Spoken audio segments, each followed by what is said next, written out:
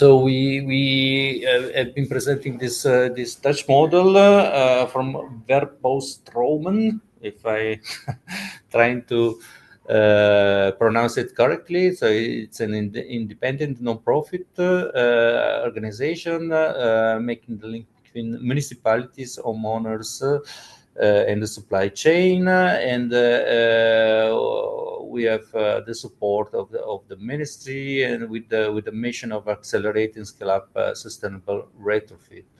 So they are running or entering and supporting a program where municipalities, local authorities are supposed to provide incentive subsidies to homeowners, and they are smoothing the process with establishing really very effective multi-level governance where they act as a one-stop shop. There is really high numbers to be achieved by 2030 in terms of strategy for the country, and with the program they are contributing somehow to this challenging targets, mainly related to installation and introducing energy efficiency in the buildings. So of course we have some challenges at the back. So the process is too complex, and a lot of homeowners, I would say, drop out from the decision-making process to the implementation. And then we have local projects. Local authorities are used to implement activities, but also always in a kind of fragmented way, and they are always starting from scratch. There's no cooperation among local authorities. So the one-stop-shop solution was introduced to make simple the journey of homeowners, reduce time, cost, and failure risk, and also with the aim to encourage multiple measures for each home to be renovated. It is important that this model comes into a long-term strategy, and there is the establishment of a collaboration from local to regional level where local authorities share budget and ownership in order to feel committed and cooperate. And the model that has been introduced is based on a kind of continuous learning and improvement, so that the local authorities and the overall system can improve while implementing the project itself. The impact is very relevant, and there is this kind of target to be achieved of €1 for subsidy, generating €7 for investment. Maybe I can also ask Josine, that is with us and that was the presenter, to say, maybe complementing few words what I've been presenting so far, and also maybe some takeaways that you want to deliver or refresh our minds about. Can I call you? Yes, sure. Yeah. So maybe shall I do this slide? I think there are some key takeaways here. So yeah, I don't have anything to add that you just told now. I think it's a good summary. What is interesting about this model is that we upscaled this multi-level governance model as well, and to different types of collaborations. So some of the regional collaborations started from just a few municipalities willing to collaborate, but never having collaborated before. And some of these were, for example, led by a province such as Utrecht, or they were already experienced in collaboration on different topics, such as the heat transition challenge. And from these different starting points, we still managed to achieve 5 different regional or actually multi-level governance collaborations, covering right now 46 municipalities, and covering approximately 350,000 houses to be addressed.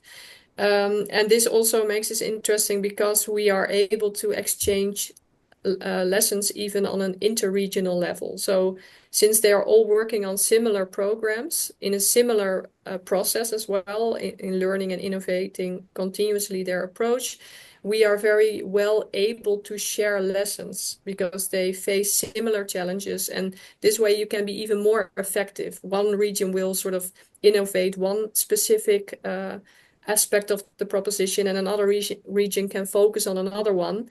And together you already have two different successful innovations that you can both implement. So as for Bouwstromen, our main objective is to focus on that almost national level to make acceleration possible. And one of the takeaways is also that ownership, that's the first key lesson learned, is very crucial.